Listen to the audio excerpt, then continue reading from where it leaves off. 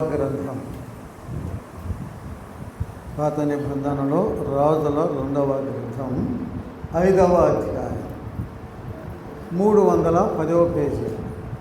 310వ page. రాజుల 2వ గ్రంథం 5వ అధ్యాయము మొదటి నుండి చదువుకున్నాం.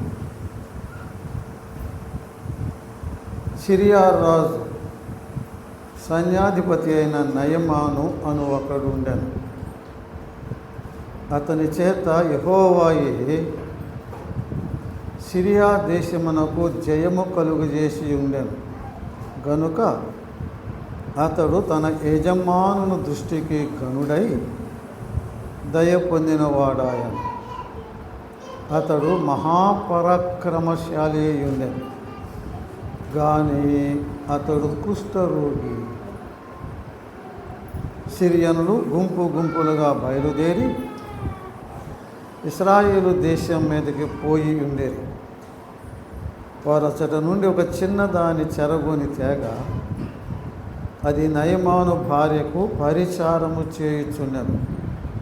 అది షోమ్రోనులోనున్న ప్రవక్త దగ్గర నా ఏలినవాడు ఉండవలనని నేనెంతో కోరుచున్నాను.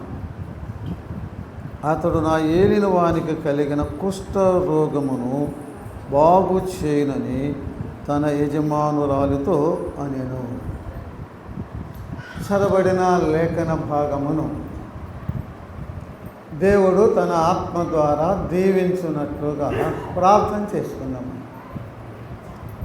మహిమగల మా తండ్రి, మా ఆరాధన దైవమా, మా ప్రభు అయిన యేసుక్రీస్తు యొక్క తండ్రి అయిన దేవ, నీ పాదములకు వందనములు స్తోత్రములు చెల్లిస్తున్నాం. యేసుక్రీస్తు ప్రభునందు మీరు మాకు దయచేసిన గొప్ప రక్షణకై వందనములు స్తోత్రములు చెల్లిస్తున్నాం. కులా బలిలో మీరు ఏర్పరచుకున్న స్థానిక సంఘమును బట్టి, పరిశుద్ధులందరిని బట్టి, పెద్దలను బట్టి మీకు వందనములు స్తుతులు చెల్లిస్తున్నాం. నీ సంఘమును కాపాడుచూ ఉన్నందులకై స్తోత్రములు చెల్లిస్తున్నాం. ఈ 2 దినములను మీరు మాకు ఈవిగా అనుగ్రహించినందులకై వందనములు స్తోత్రములు చెల్లిస్తున్నాం.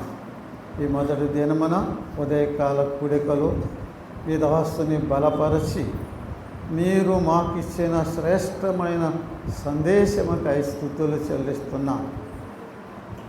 మేము ఒకరినొకరు ప్రేమించుకొనుట ద్వారా మేము దేవుని మీ కుమారులమని, మీ శిష్యులమని తెలుసుకుంటుంది నాయన లోకం. మాకు మంచి సందేశం మీరు దయచేశారు. మీ దాసుని ఇంకా మీ చేతుల్లో బలంగా వాడుకొనమని ప్రార్థన చేస్తున్నాం. మీ వాక్యమును చదువుకొని ఉన్నాము. మీ వాక్యము ద్వారా, మీ ఆత్మ ద్వారా మాతో మాట్లాడండి. మమ్మను దిద్దండి, మమ్మను సరిచేయండి.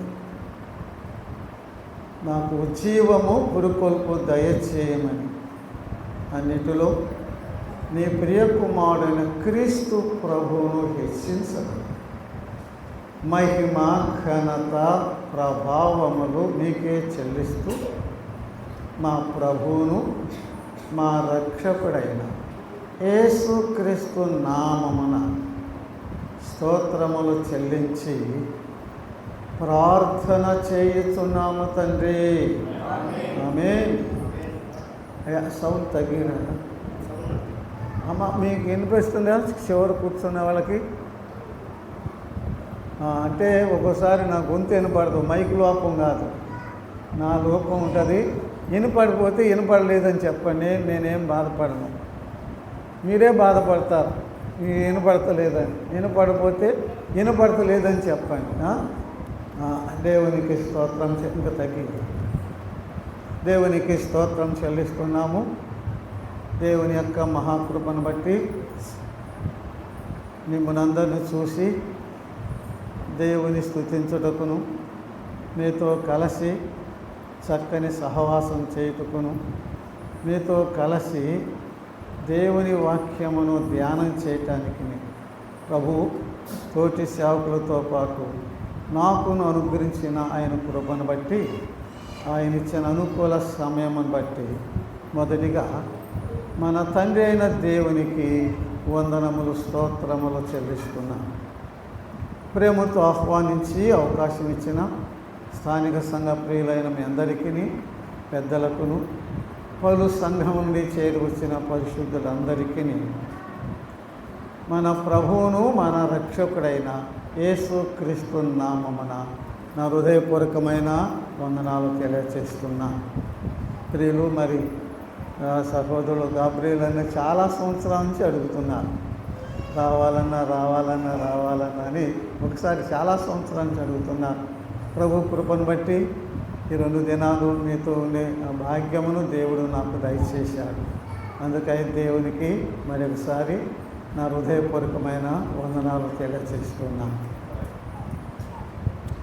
దేవుడు తన దాసుని బలపరిచి ఇచ్చిన మంచి సందేశం బట్టి దేవునికి స్తుతులు చెల్లిస్తున్నాం.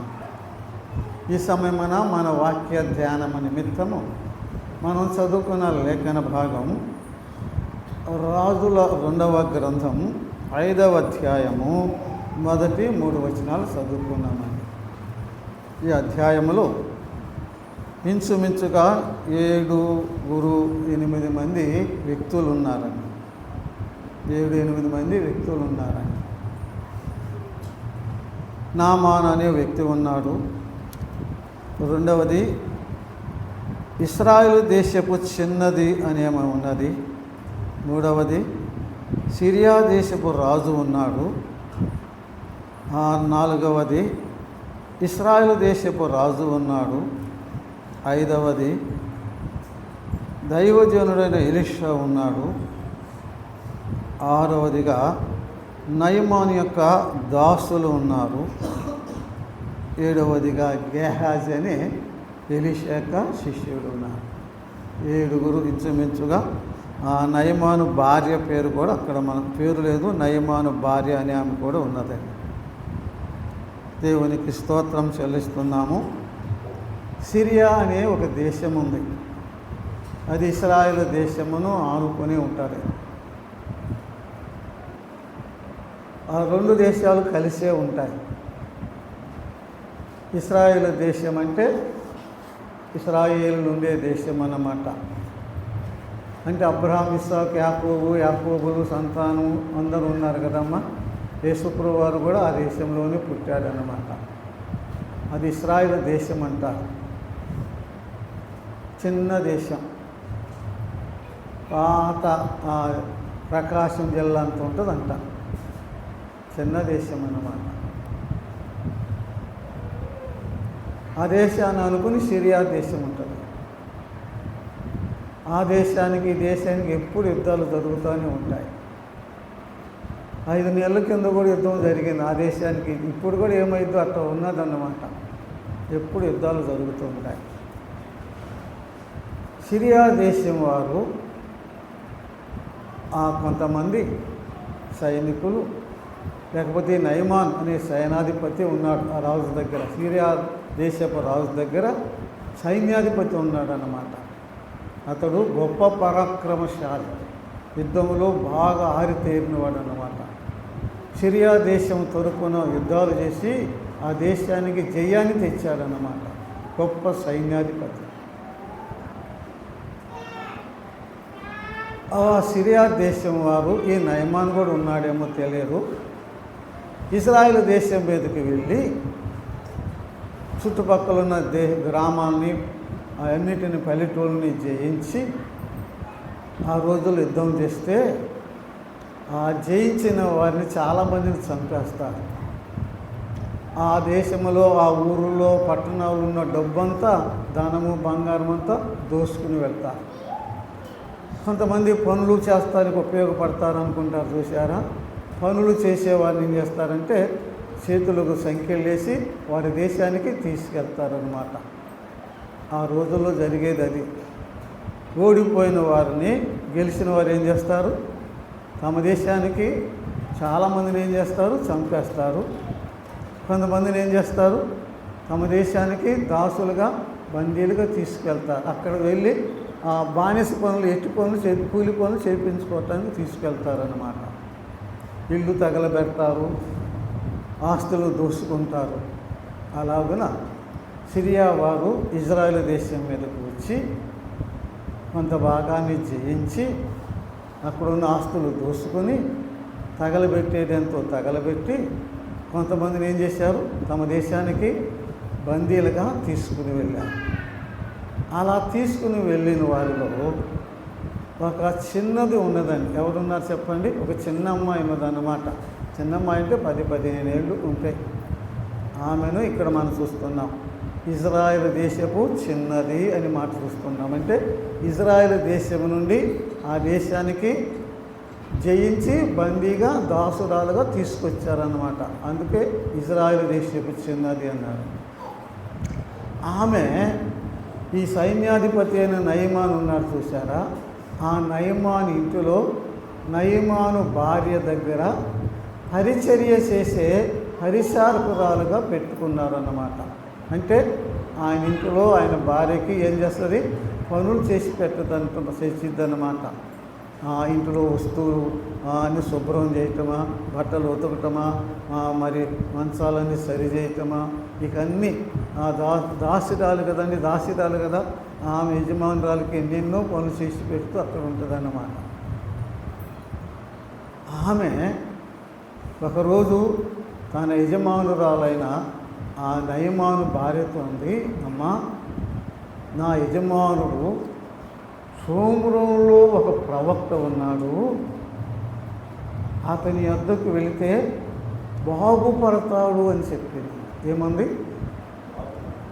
సోమరంలో ఒక ప్రవక్త ఉన్నాడు, అతని వద్దకు వెళితే బాగుపడతారని చెప్పింది. అది ఈ సమయమున ఇశ్రాయేలు దేశపు చిన్నదాని గురించి కొద్దిగా ధ్యానం చేద్దాం. దేని గురించి? ఇశ్రాయేలు దేశపు చిన్నదాని గురించి కొద్దిగా ధ్యానం చేసుకుంటాం. కొద్దిగా అంటే ఇంకెంత ఉందని కాదు, నాకు తెలిసింది అంతే. ఇప్పుడు చరిత్ర అర్థమైంది కదా. సిరియా దేశపు వాళ్ళు వచ్చి ఇజ్రాయేల్ దేశం కొందరు జయించి దోసుకొని కొంతమందిని ఏం చేశారు? తమ దేశానికి బానిసలుగా బందీలుగా తీసుకువెళ్ళారు. అలా తీసుకుని వెళ్ళిన వారిలో ఒక చిన్న అమ్మాయి ఉందన్నమాట. ఆమె పేరేంటి? ఇశ్రాయేలు దేశపు చిన్నది. ఆమె పేరు కాదది, మనకు తెలియటానికి అట్లా చెప్పారు. ఆమె ఇశ్రాయేలు దేశపు చిన్నదంటే ఇశ్రాయేలు దేశం నుండి బానిసగా బందీగా తీసుకువచ్చిన అమ్మాయి అన్నమాట. ఈ నయమాన్ ఎవరు? చెప్పే కదా, సిరియా దేశమునకు సైన్యాధిపతి, రాజు తర్వాత యుద్ధాలు చేసి జయము తెచ్చేవాడు అన్నమాట. సిరియా దేశానికి సైన్యాధిపతి, మహాపరాక్రమశాలి అని ఉందండి. ఏముంది? మహాపరాక్రమశాలి. కానీ వెంటనే ఉంది, కానీ అతడు కుష్ఠరోగి. సైన్యాధిపతే కానీ యుద్ధాలు జయించాడు, చేస్తాడు, ఇంకా ఎన్నైనా జయిస్తాడు. కానీ అతడు ఎవరు చెప్పండి? అతడు కుష్ఠరోగి.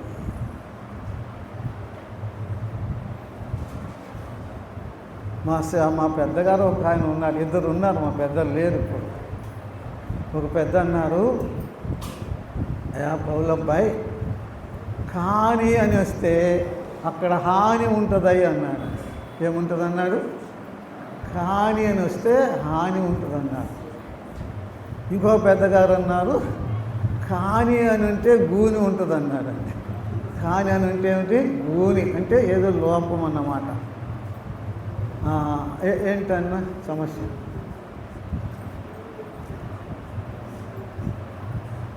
బ్రదర్ ఏంటి చెప్పండి.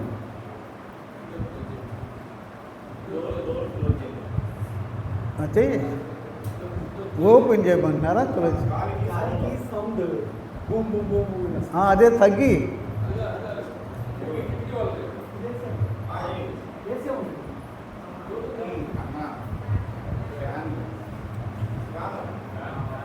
ఈ ఫ్యాన్లే సార్ చాలు సార్, నాకు అక్కర్లా.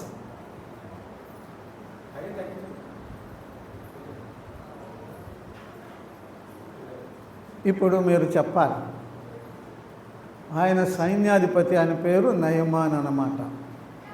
ఆయనకేముంది? కుష్ఠరోగం ఉందన్నమాట. ఆ ఇంటిలో ఇశ్రాయేలు దేశపు చిన్నది పని పిల్లగా పెట్టుకున్నారన్నమాట. ఏ పిల్ల? పని పిల్లగా పెట్టుకున్నారన్నమాట. ఇప్పుడు మనము ఆ ఇశ్రాయేలు దేశపు చిన్న దానిలోంచి కొన్ని పాఠాలు మనం నేర్చుకుందామండి. నేను అడుగుతా, మీరు చెప్పాలి. ఆమె జాతి ఏది? ఇప్పుడు దాకా చెప్పే కదమ్మా. మీరు ఎవరు చెప్తే నాకు బాగా, అమ్మోళ్ళు చెప్తే నాకు బాగుంటుంది. ఆమె జాతి ఏది?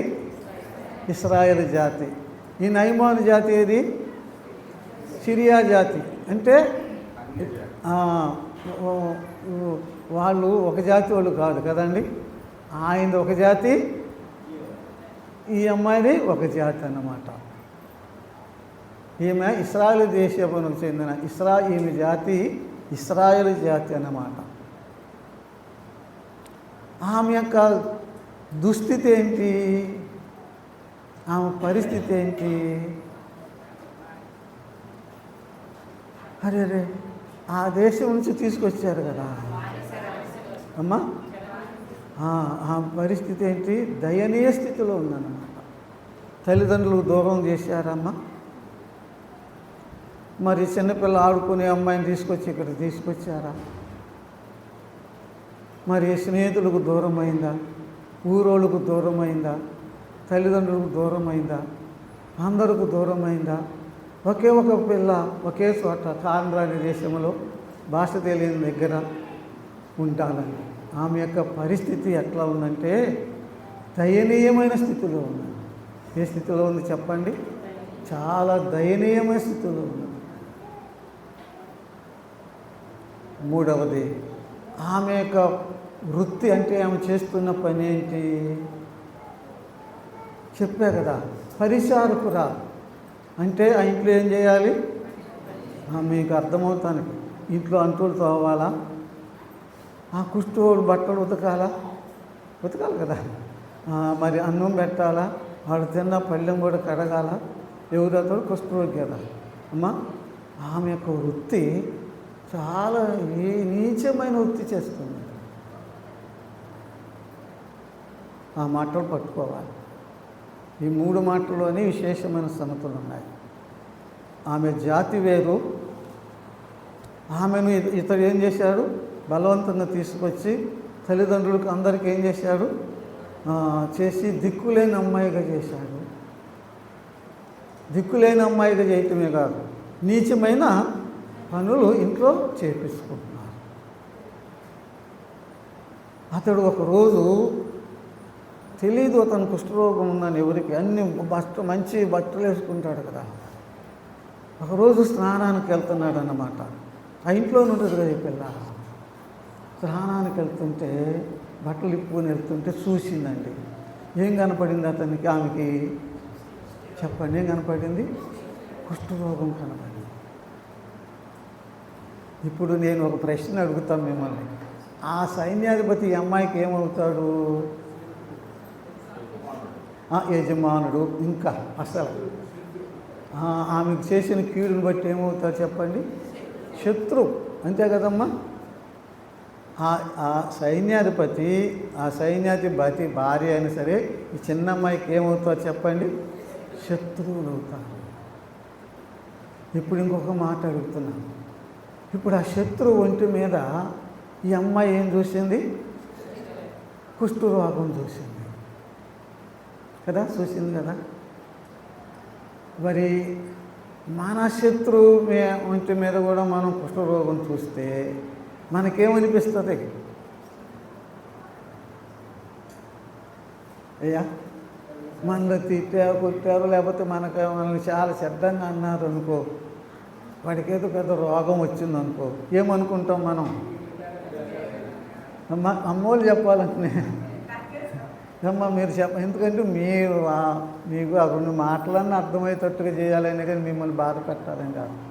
నీకు గిట్టనోళ్ళు ఏదో పెద్ద బాధ ఉన్నాడు అనుకో, ఏమనుకుంటా చెప్పాలమ్మా. మీరు చెప్తేనే ప్రసంగం తొందరగా అయిపోయింది. మీరు చెప్పలేరు, ఏమలేరా అమ్మా? అదే వీడి రోగంతోనే అదన్న పూజ చేయి. ఈ రోగంతోనే పోవాలి, ఈ రోగంతోనే సావాలనుకుంటాం మనం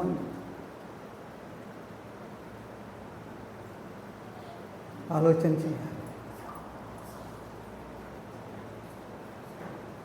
ఆ అమ్మాయికి అతడు ఏమవుతాడు?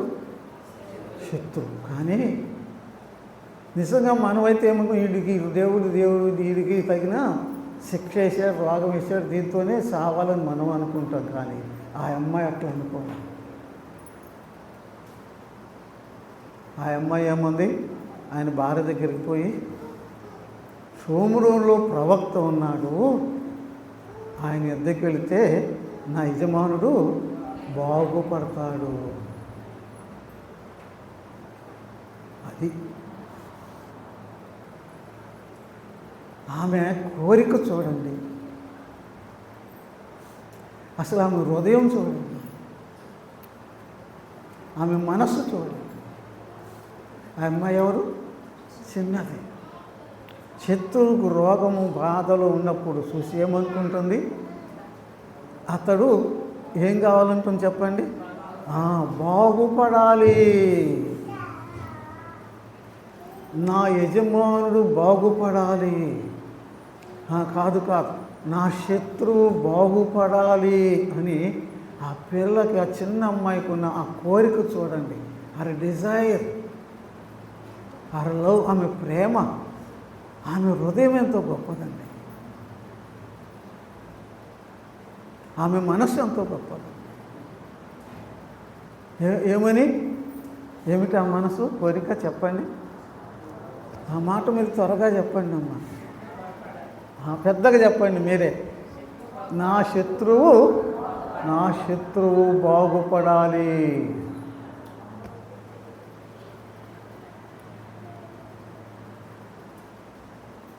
ఆ చిన్నదానికి ఉన్న మనసు నీకు నాకుంటే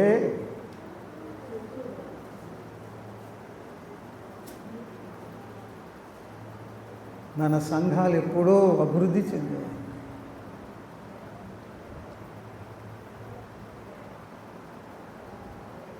మహాత్మా గాంధీ ఏమన్నాడో తెలుసా?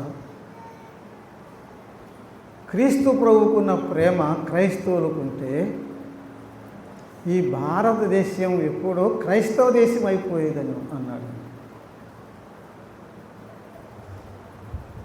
నీ హృదయంలో ఎప్పుడైనా ఇలాగ అనుకున్నావా? అలాగ ఎప్పుడైనా ప్రార్థన చేసావా? నిన్ను దూషించిన వారిని, నిన్ను గూర్చి చెడ్డగా చెప్పిన వారిని, నీకు కష్టం కలిగించిన వారిని, నీకు హాని చేసిన వారిని, నిన్ను ద్వేషించే వారిని గురించి ఎప్పుడైనా నా శత్రువు బాగుపడాలి, నా పొరుగువాడు బాగుపడాలి, నా ఇంటి ముందోళ్ళు బాగుపడాలి, నా తోటోళ్ళు బాగుపడాలి అని ఎప్పుడైనా అసలు ఆలోచన నీకుందా? పౌలు ఫిలిప్పీలకు రాసిన పత్రికలు అన్నాడు, క్రీస్తు యేసుకు కలిగిన ఈ మనసు మీరును కలిగి ఉండండి. క్రీస్తు ప్రభుకున్న మనసు మనం కలిగి ఉండాలి. ఎందుకు? ఆయన నమ్ముకున్నాం మనం, ఆయన క్రీస్తు ప్రభు రక్తంలో కడగబడిన మనం ఆయన పిల్లలము కాబట్టి ఆ మనసు మనకు ఉండాలి. ఆయన మనసు ఏంటి? ఒక చెంప కొడితే ఒక చెంప ఇవ్వమన్నాడు. కల్వరి శిలువలో ఆయన చేసిన ప్రార్థన ఏంటి? తండ్రి, వీరేమి చేస్తున్నారు, వీరు ఎరుగురు, వీరిని క్షమించు. ఏం చేశారు వారు?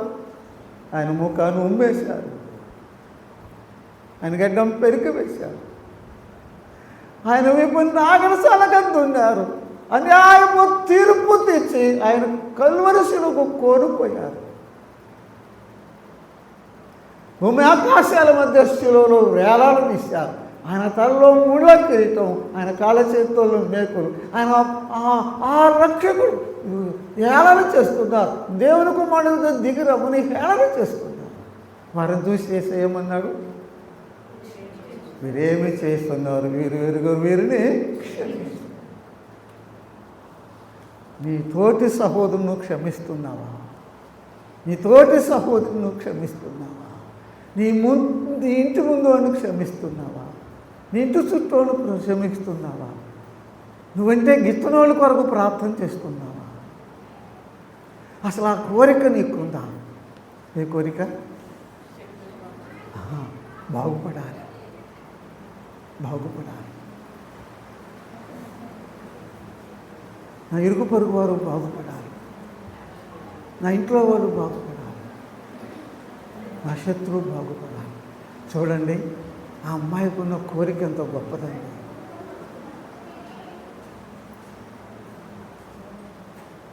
ఆ కోరిక మనం ఉండాలి. ఇక్కడి నుంచి ప్రార్థన చేద్దాం. మన గిట్టనోళ్ళు కూడా ఏం చేయాలని? యేసయ్యా వారిని బాగు చేయ్యా, వారిని క్షమించయ్యా, వారిని రక్షించయ్యా అని మనము ప్రార్థన చేయబద్దులమై ఉన్నాం. మనము యేసు ప్రభు నమ్ముకున్న మనము ఇతరులు బాగు కోరేవారముగా ఉండాలి, కానీ ఇతరులకు కీడు చేసేవారముగా ఉండకూడదు. ఇతరులు బాధలో ఉన్నప్పుడు లోపల నవ్వుకోవటం కాదు, లోపల వారి కొరకు దుఃఖించి అవరముగా ఉంటారు. ఆయన జన సమూహమును చూసినప్పుడు వారు కాపరు లేని గొర్రెలవలే విసికి చెదిరి ఉన్నందున వారిని చూసి ఆయన వారు కనికరపడేను అని ఉంటుంది. హి హాజ్ కంపాషన్, కనికరపడేను. బాధలో ఉన్న వారు చూసి ఏం చేయాలి? కనికరపడాలి. 3-4 సంగతులు చెప్పుకున్నాం. ఆమె కోరిక ఇప్పుడు మనం చెప్పుకున్నాం. ఏంటి? నా శత్రువు ఏం కావాలి? బాగుపడాలి. చూడండి, ఆమె ఆ యజమానురాలికి చెప్పింది కదా, అమ్మ షోమ్రోన్లో ప్రవక్త ఉన్నాడు, అక్కడికి వెళితే నా యజమానుడు అంటే నీ యజమానుడు, ఆమె భర్త అన్నమాట, బాగుపడతాడు అని చెప్పినప్పుడు ఆమె భర్తకి చెప్పింది.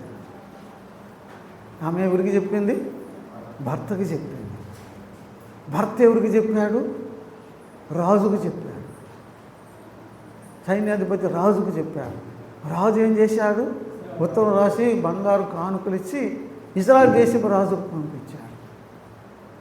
నయమాను కానుకలను తీసుకుని రథం మీద ఇజ్రాయెల్ దేశానికి వచ్చేసాడు. ఇక్కడ ఇంకొక సంగతి, ఆ చిన్నది షోమ్రోన ప్రవక్త ఎద్దుకు వెళితే బాగుపడతాడు అని చెప్పినప్పుడు ఆమె ఆ భర్తకు చెప్పింది కదండి. అంటే ఈ చిన్నదాని మాట ఆమె ఏం చేసినట్టు? అది ఏం చేసింది? నమ్మింది. చిన్నదాన్ని, నువ్వైతే మేము ఇప్పుడు చాలామంది వైద్యుల చేత బాగు చేసి చాలా దేశం అంతా తిరిగాము, లక్షలు కోట్లు ఖర్చు పెట్టాం, ఎవరితో నువ్వు అనలా. ఆ చిన్నదాని మాట చెప్పండి. ఆ చిన్నదాని మాట నమ్మింది. ఆ చిన్నదాని మాట నయమాను సైన్యాధిపతి భార్య నమ్మింది. ఆ చిన్నదాని మాట సైన్యాధిపతి అయిన నయమాను నమ్మాడు. ఆ చిన్నదాని మాట సిరియా దేశపు రాజు నమ్మాడు. మరి మన మాట నమ్మేవాళ్ళు ఉన్నారా? మీ మాట నా మాట నమ్ముతున్నారా మన ఊరోళ్ళు? ఆ చిన్నదాని మాట నమ్మాలంటే ఎందుని బట్టి ఆ చిన్నదాని మాట నమ్మారు? ఆ చిన్నదానిలో ఏమి చూసి నమ్మారు? ఏందమ్మా? ఆ చిన్నదానిలో ఏం చూసి నమ్మారు? చెప్పరే. కోరిక ఉంది, ఆ మాట నమ్మాలి కదా ఆమెని. ఏం చూశారు? ఆ ఇంటిలో ఆమె యొక్క ప్రవర్తన చూశారు.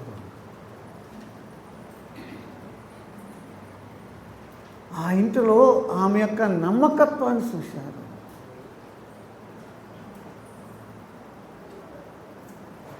ఆమె నడవడం చూశారు. ఆమె జీవితాన్ని చూశారు. చూసి ఆమె చెప్పిన మాట నమ్మారు. మరి మనం చెప్పిన మాట ఎవరు నమ్మట్లేదే? ఎందుకని? మన ఇరుగు పొరుగు వారు రాదే ప్రార్థనకి? మన ఇంట్లో వాళ్ళు కూడా రావట్లేదు. ఎందుకు కారణం చెప్పరే? ఆ అమ్మాయిని గురించి చెప్పుకుంటే సరిపోతుంది. మనం ఆమెను ఏం చేసింది? నయమాను భార్య ఏం చేసింది? నమ్మింది. నమ్మాలంటే ఆ ఇంటిలో ఆమె యొక్క నమ్మకమైన జీవితం, నమ్మకమైన ప్రవర్తన, ఆమె నమ్మకత్వాన్ని చూసింది. ఆమె యొక్క నమ్మకత్వం ఎలా తెలిసింది ఆమెకి? యజమానురాలకి. పరాయి దేశపు అమ్మాయి కదండి ఆమె యజమానురాలు. ఇంట్లో చాలా బంగారం అన్నీ ఉంటాయి కదా. పరీక్ష పెడతానికి మీకు అర్థమవుతుందని చెప్తున్నా, చేసే ఉంటుందిలే. ఒక చోట ఒక ఉంగరం పడేసింది. ఇది ఏం చేసిద్దని చూస్తాను గమనించి కదండి. ఊడుస్తుంది, ఉంగరం దొరికింది. ఏం చేసిద్ది? ఒక మామూలుగా అయితే మిగిలిన వాళ్ళు ఏం చేస్తారు? దాచుకుంటారు కదా. అమ్మ ఉంగరం అమ్మ తీసుకెళ్ళి అనుకుంది. ఎవరు? యజమానురాలు కదా. మళ్ళా 10 రోజులు పోయినాక బంగారు హారం ఒక చోట పడేసింది. ఖరీదు అన్నమాట. ఊడుస్తుంటే దొరికింది. మళ్ళీ తీసుకెళ్ళి ఏం చేసింది? యజమానురాలు ఇచ్చింది. ఆ అమ్మాయికి ముందు చాలామంది అక్కడ పనిచేశారట. వాళ్ళు ఎవరు? ఇలా వాళ్ళు దొరికింది ఆ ఊరు వాళ్ళే. ఏం చేశారు? దొరికింది తీసుకెళ్ళారు. ఈ అమ్మాయి ఏం చేసింది? తీసుకెళ్ళి ఇస్తుంది. భలే. ఇశ్రాయేలు దేశపు చిన్నది. నిజంగా ఇది ఇశ్రాయేలీరాలే, దేవుని బిడ్డే అని ఆమె ఎన్నో పరీక్షలు పెట్టి చూస్తే అన్నిట్లో ఆమె ఏం చేసింది? గెలిచిందండి. ఆమె ప్రవర్తన చూసింది. ఖాళీ సమయం ఏం చేసిందని చూస్తే మోకరించుకొని ప్రార్థన చేసుకుంటుంది. అబ్బా, నా ఇంట్లో ఎంతోమంది పనిగత్తులు ఉన్నారు, ప్రార్థన చేసిన వాళ్ళు ఎవరు లేరు. ఈ అమ్మాయికి పని విశేషాలు ఉన్నాయి. ప్రార్థన చేస్తుంది, నమ్మింది. నమ్మకత్వం. మోషేను గురించి దేవుడు ఏమన్నాడు? మోషే నా ఇల్లంతటిలో నమ్మకమైన వాడు. మనం ఎక్కడికి వెళ్ళినా నమ్మకంగా ఉంటే చాలు. ఆఫీసులో నమ్మకంగా ఉండు. నిన్ను నన్ను చూస్తున్నారండి.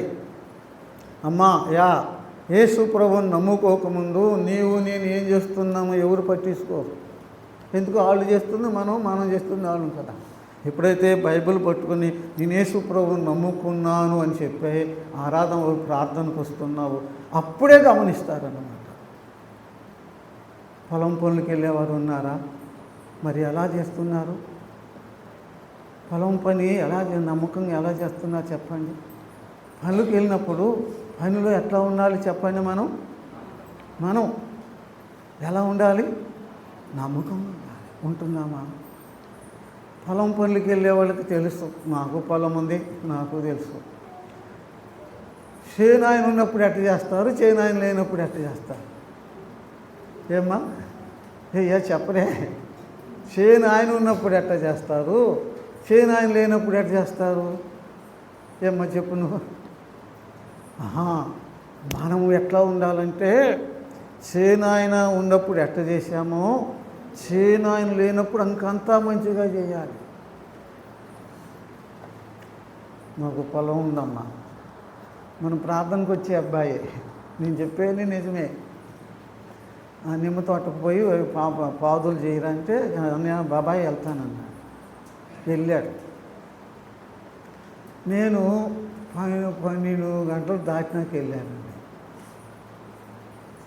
చేనంతా చూస్తే లేదమ్మా. చేనందరి కేకేసి వెళ్ళాడు. ఆఖరికి దగ్గర రోడ్డు దగ్గరకు పెద్ద కేకేస్తే ఆ బాబాయ్ నేను ఇక్కడ ఉన్నానన్నా. ఎక్కడంటే బ్యాండ్ మేళం వాయించుకున్న వాళ్ళ దగ్గర పోయి కూర్చున్నాడు. ఆ అబ్బాయి జీతం ఆ రోజు కూలి ఇవ్వాలా? నేను అక్కర్లేదమ్మా. ఇకపోతే ఏమంటాడు? నేను ఇవ్వాలా అక్కర్లేదా చెప్పండి, ఏం చేయాలి? కానీ మనం ఎలా ఉండాలి? నమ్మకంగా ఉండాలి. ఉద్యోగస్తుడువా, నీ ఆఫీసులో నమ్మకం ఉన్నావా? నీ నమ్మకత్వాన్ని బట్టి క్రీస్తు ప్రభువుకు మహిమ వస్తుంది. నువ్వు అపనమ్మకం ఉంటే నిన్ను బట్టి ప్రభు నామానికి అవమానం వస్తుంది. ఆమె మాట నమ్మాలంటే ఆమె ఆ ఇంటిలో ఎలా ఉండాలి? నమ్మకంగా ఉండాలి. మన ఇంటిలో నమ్మకం ఉందాం, అన్ని చోట్ల నమ్మకంగా ఉన్నాం. ఒక రైతు ఏమనాలంటే ఫలానా ప్రార్థనకి వెళ్ళేవాళ్ళే నాకు పనికి రావాలి అనాలని, అంత నమ్మకం ఉండాలన్నమాట. వాళ్ళు ఆదివారం రారయ్యే పనికి, ఆదివారం రాకపోతే సోమవారం చేపించుకుంటా, వాళ్ళే రావాలనంత నమ్మకంగా మనం జీవించాలి. అప్పుడు ప్రభువుకు మహిమ వస్తుంది. మందిరం చాలదు, అనేక ఆత్మలు రక్షించబడతాయి.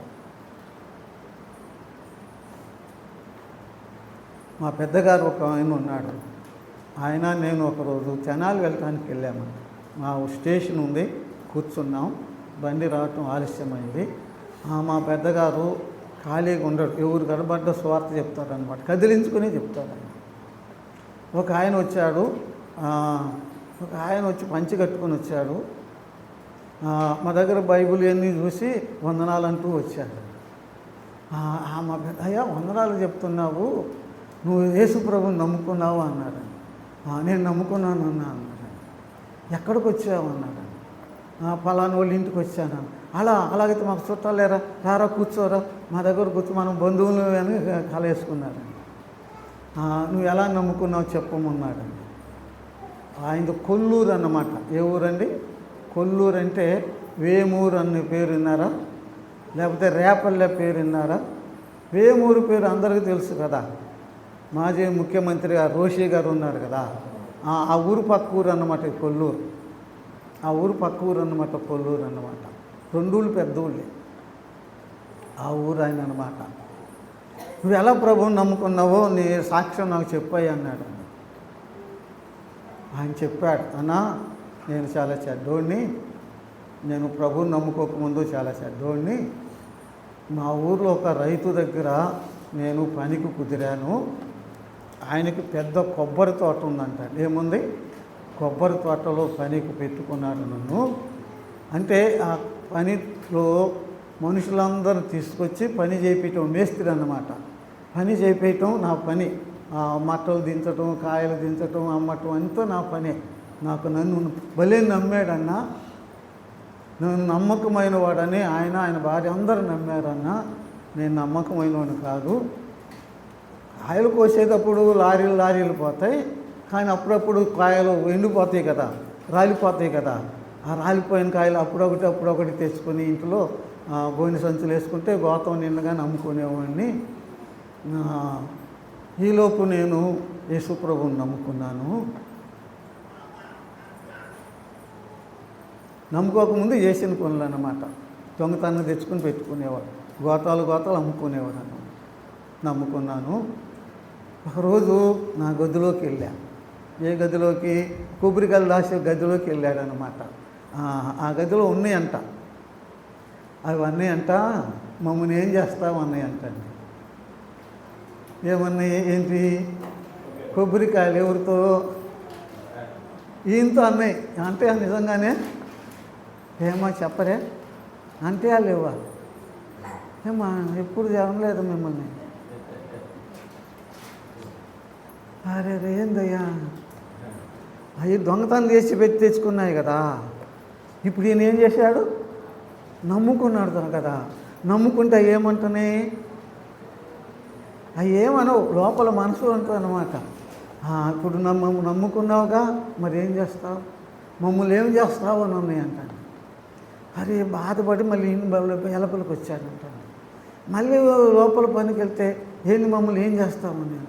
ఇక ఆ బాధకి ఆ మనసులో బాధ అన్నమాట. నువ్వు నమ్ముకున్నావుగా ఇటువంటి పనులు చేస్తున్నావు అని బాధ అన్నమాట.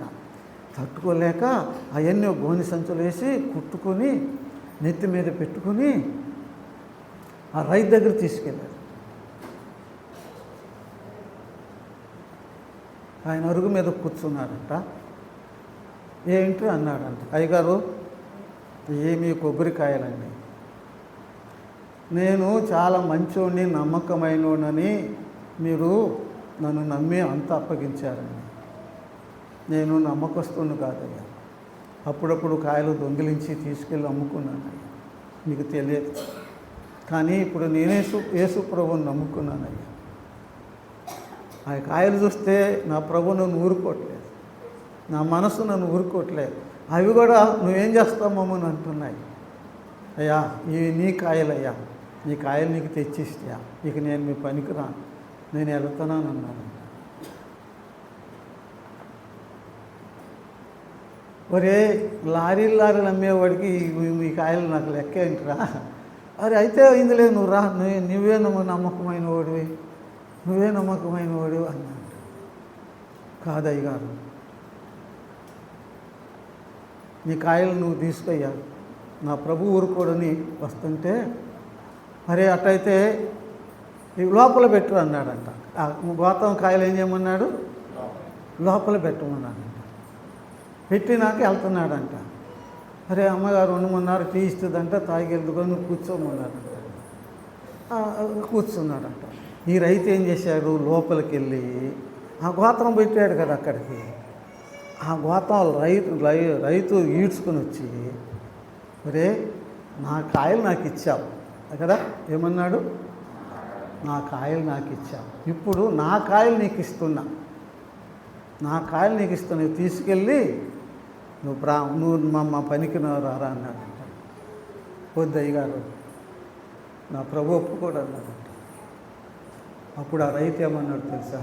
ఒరే మీ యేసుదేవుడు గొప్ప దేవుడు అన్నాడు. ఏమన్నాడు? మీ యేసుదేవుడు గొప్ప దేవుడు.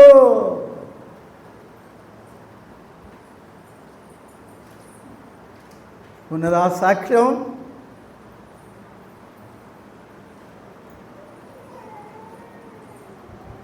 ఉన్నదా విశ్వాసం? ఉన్నదా భక్తి?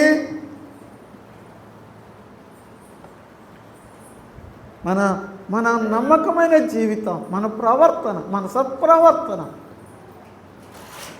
చూసి ఇలా దేవుడు గొప్ప దేవుడు అని చెప్పాలి. ఆ చిన్నదాని మాట ఎందుని బట్టి నమ్మారు చెప్పండి? ఆమె యొక్క ప్రవర్తన, నమ్మకత్వాన్ని బట్టి దేవునికి స్తోత్రం చెల్లిస్తున్నాం. ఆమె ఏముంది? నా యజమానుడు సోమరున ప్రవక్త దగ్గరికి వెళితే బాగుపడతాడు అని చెప్పింది కదండి. లూకా సువార్త 4వ అధ్యాయము వచనము 7. లూకా సువార్త 4వ అధ్యాయము వచనము 7 అండి. వచనము 7, 27, వచనము 27 అయ్యా, వచనము 27. మరియు ప్రవక్త అయిన ఎలీషా కాలమందు ఇశ్రాయేలీలో అనేక మంది కుష్ఠరోగులు ఉండినను సిరియా దేశస్థుడైన నయమాను తప్ప ఎవరును శుద్ధి నొందలేదని నేను మీతో చెప్పుచున్నా అన్నాడు యేసుప్రభువు. ఆ వచనము చాలా ప్రాముఖ్యమైనదండి. ఈ నయమాను చరిత్రే యేసుప్రభువు వారు ఇచ్చి చెప్తున్నాడు అనమాట కదా. అంటే అది వాస్తవం జరిగిన చరిత్ర, కల్పన కథ కాదు. సిరియా దేశంలో ఎంతోమంది కుష్ఠరోగులు ఉన్నారు. కానీ ఇజ్రాయెల్ దేశంలో, ఇజ్రాయెల్ దేశంలో ఎంతోమంది కుష్ఠరోగులు ఉండినను సిరియా దేశము కుష్ఠరోగమైన నయమాను తప్ప ఎలీషా యొద్దకు వచ్చి బాగుపడి వెళ్ళిన వాడు ఒక్కడు లేడని చెప్పాడు కదా. అతను కుష్ఠరోగి కదండి.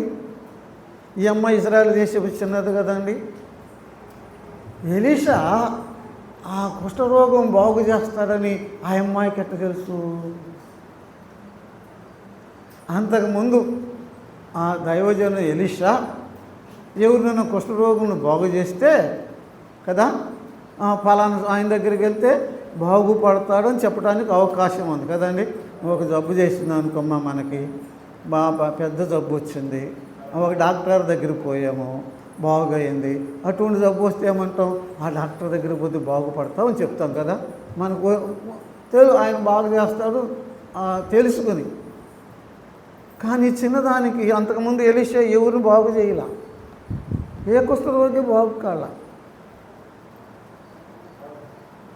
ఏ కుష్ఠరోగి బాగుపడలేదు కదా. మరి చిన్నదానికి ఎలా తెలుసు?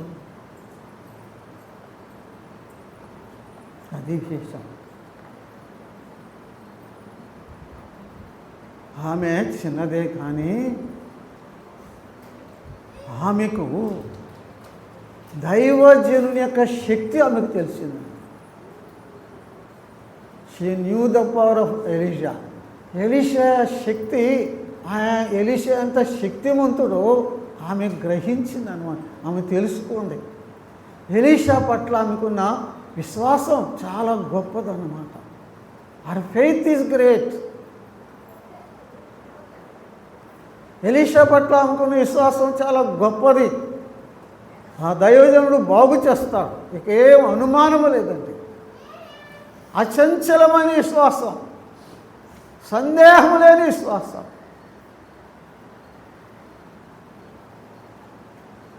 ఎలీషా ఆ దైవజనుడు శక్తి గలవాడని విశ్వాసం అండి.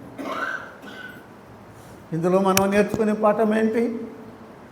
ఆ చిన్నది ఎలీషా శక్తి గలవాడని తెలుసుకుంది. విశ్వాసి క్రీస్తు ప్రభు శక్తిమంతుడని ఎరుగుదువా? మనం నమ్ముకున్న ప్రభు, మనం ఆరాధిస్తున్న ప్రభు, మనం ప్రార్థిస్తున్న ప్రభు ఎంత శక్తివంతుడో, ఎంత బలవంతుడో, ఎంత గొప్పవాడో, ఎంత మహిమ మహత్యం గలవాడో నేను ఇంకా ఎరగలేకపోతున్నాం. మా ప్రభు గొప్పవాడు అంటున్నాం, చెప్తున్నాం, కానీ ఆయన ఎంత శక్తిమంతుడో, ఎంత ప్రభావం గలవాడో, ఎంత మహిమ గలవాడో, ఎంత మహత్యం గలవాడో నేను ఎరగలేకపో. ఎరిగితే ఈయన దీన స్థితిలో ఈ దరిద్ర ఇలా ఉండేవారము మన ప్రభు గొప్పవాడు. అవర్ లార్డ్ ఈజ్ గ్రేట్ ఇంగ్లీష్లో ఉందండి. మన ప్రభు గొప్పవాడు. ఆయన మహత్యం గొప్పది, ఆయన శక్తి గొప్పది. క్రీస్తు దేవుని శక్తి, దేవుని మహిమ అనే మాట చూస్తున్నాం. విశ్వాసి, మన ప్రభు శక్తిమంతుడు, మర్చిపోవద్దు. ప్రతిదానికి చిన్నదానికి దిగులు పడిపోతాం. మన ప్రభు ఎవరు?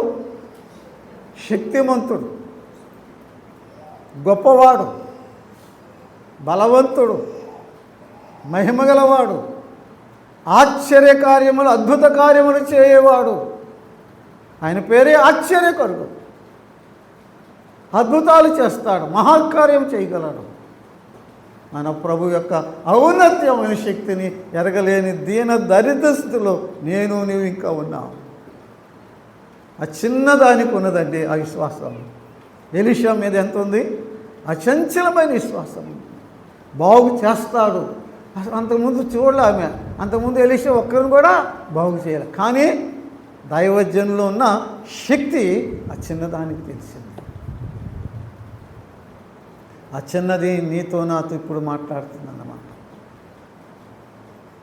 నేను ఎలీషాలో శక్తి చూశానే, మీరు యేసు ప్రభువులో శక్తి ఎందుకు మీరు చూడలేకపోతున్నారు? మాట్లాడుతుంది ఇప్పుడు.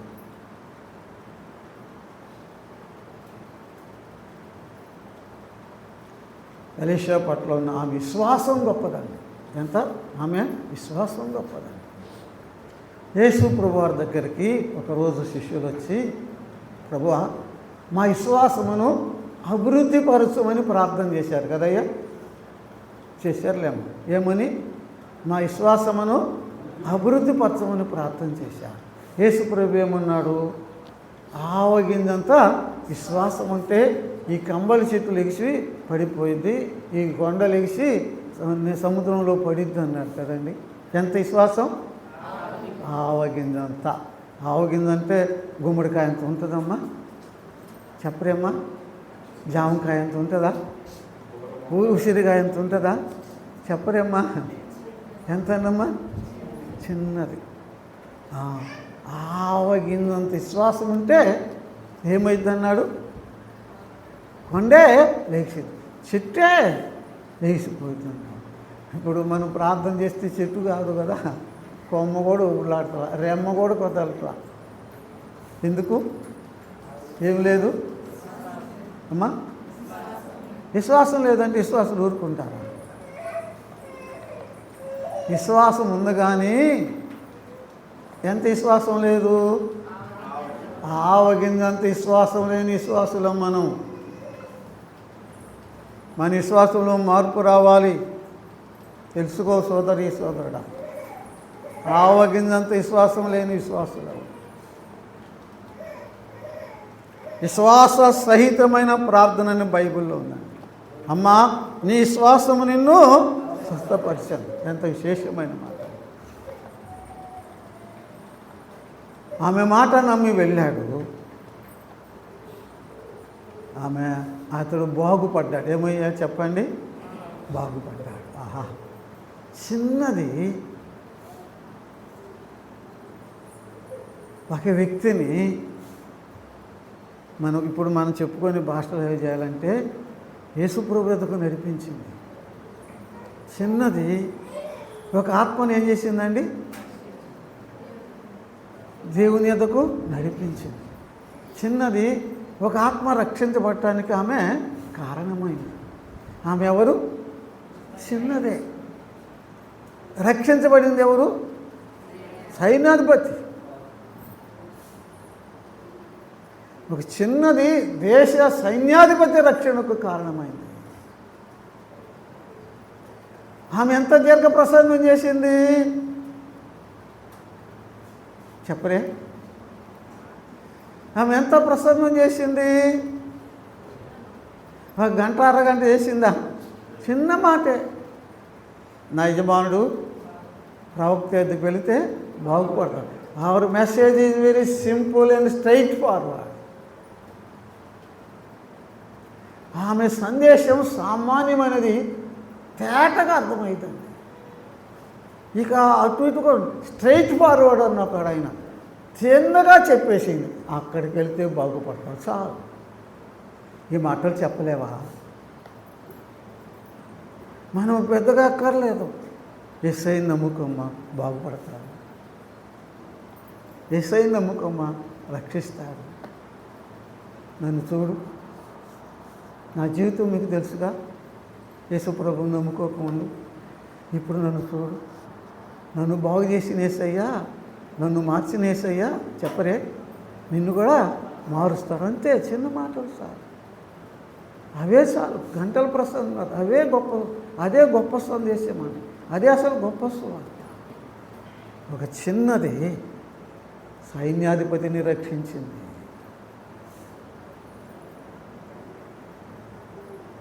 ఆమె అంటుంది ఈనాడు, నేను చిన్నదాన్నే కానీ ఒక సైన్యాధిపతిని ఏం చేశాను? రక్షించాను.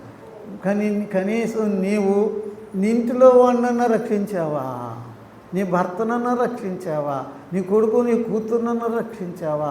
నీ భార్యనన్నా రక్షించావా అని అడిగితే ఏం చెప్తా? ఇంకా ఆ వాక్యం చదువుకుంది. ఆయన తిరిగి వచ్చాడు బాగుపడి కదండి. తిరిగి వచ్చినాక అసలు ఆ అధ్యాయం చదువుతుంటే ఆమె పేరు లేదండి. అక్కడ ఏం లేదు చెప్పండి. ఏమండి ఏం లేదు? ఎన్ని అంశాలే. ఆ చిన్నదాని పేరు లేదు. ఒక చోటగా మీటింగ్కి వెళ్ళానండి. నేను చెప్పేది నిజమే. ఆ సేవకునికి అడిగారు, వస్తానన్నాడు. పాంప్లెట్స్ వేసినప్పుడు ఆయన పేరు వేయలేదు, మర్చిపోయారంట. నిజంగా మర్చిపోయారు వాళ్ళు. పాంప్లెట్లు వేస్తారు కదమ్మా, పాంప్లెట్లో పేరు మర్చిపోయారు. సంఘాలకు పంపించారు. ఆ సేవకుడు కూడా పంపించారన్నమాట. ఆ కూడి మీటింగ్ రోజు వచ్చింది. వస్తాడు అనుకుంటే రావట్లేదు. ఆ సంఘ పెద్దగారు ఫోన్ చేశారు. ఏందయ్యా నువ్వు వస్తున్నానంటే, ఎక్కడికి అన్నాడంట. ఎక్కడికి ఏందయ్యా, మీటింగులకు నువ్వు మరి వస్తానని నువ్వు చెప్పుకున్నావు కదంటే, వస్తాను అనగానే మన పేరు వేయలేదుగా మీరు అన్నాడు. ఏమన్నాడు? పేరు వేయలేదని ఏం చేశాడు? అలిగాడు. చెప్పలే, రాలేదంటే వేరే సంతలే.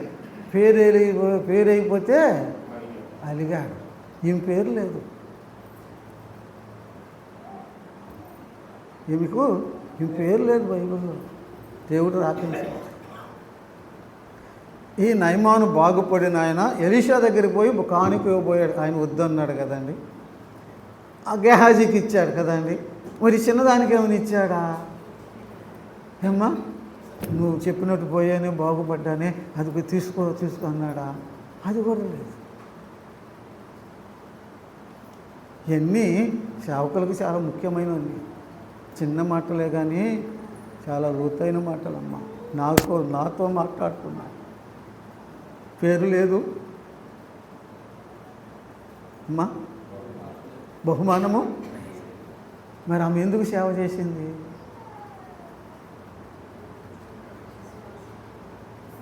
ఆమె సేవ విధానం ఎటువంటిది?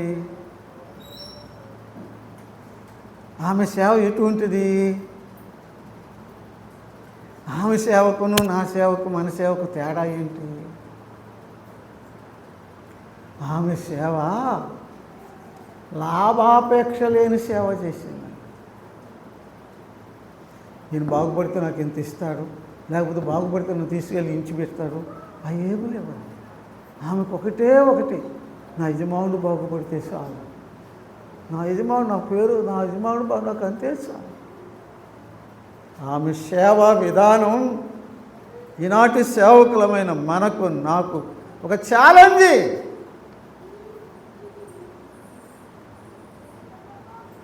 పేరు లేదు, బహుమానం లేదు.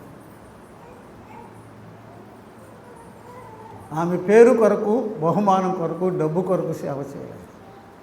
అది నిస్వార్థమైన సేవ, నిజమైన సేవ. పౌలు అన్నాడు కదా, అయ్యగారు చెప్పినాడు, క్రీస్తు ప్రేమ ఏం చేసింది? బలవంతం చేసింది. ప్రేమతో కూడిన సేవ. క్రీస్తు ప్రేమే కదా. ఇతడు బాగుపడాలి. క్రీస్తు ప్రేమే ఆమెను తొందర చేసింది.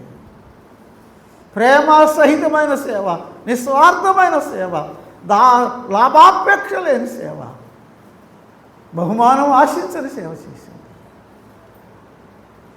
నయమాను ఆమెకు బహుమానం ఇచ్చాడో లేదో ఇది బైబిల్లో రాయబడలేదు. కానీ ఒకరోజు యేసు ప్రభు ఆమెకు బహుమానం ఇస్తాడు. ఎవరిస్తారు? ఒకరోజు యేసు ప్రభు బహుమానం ఇస్తాడు. ఏమో ఆ 1000 కోట్ల మందిలో ఆ ప్రభు పిలుస్తాడు. ఆ పేరు మనకు తెలియదు కానీ ఆయనకు తెలుసు కదా. ఆ కుమారి అని పిలిస్తే, ప్రభు రామ్మా, నా కొరకు పరాయి దేశంలో సాక్షిగా ఉన్నావు, నా కొరకు పరాయి దేశంలో సాక్షిగా ఉన్నావు, నిస్వార్థమైన సేవ చేశావు, నా ఎదుగు ఒక ఆత్మను పంపించావు, ఒక ఆత్మను రక్షించుకున్నావు. ఇదిగో నా కుమారి, ఇదిగో నీ బహుమానం. మనం ఏ వెలుగులో సేవ చేయాలి చెప్పరే? రేపు ప్రభువు ఇస్తాడు. ఏంటి చెప్పండి? ఆ వెలుగులో మనం చేయాలి. రేపు నాకు ప్రభువు ఇస్తాడు. అసలు ప్రభు కొరకు చేయాలి. ప్రభు ప్రేమను ప్రేరేపించే, ప్రభు ప్రేమ చేత ప్రేరేపబడిన వారు చేయాలి.